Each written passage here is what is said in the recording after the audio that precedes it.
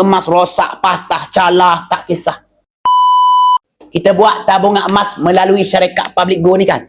Syarikat Public Gold janji beli semula emas jenamanya dengan harga terbaik, tertinggi mengikut harga emas semasa. Tak kisah emas ni kemik, patah, rosak, calar, tak kisah. Dia janji beli semula emas jenamanya harga tertinggi, terbaik mengikut harga emas semasa.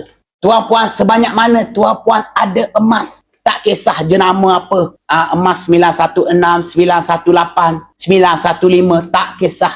Emas rosak, patah, calar, tak kisah.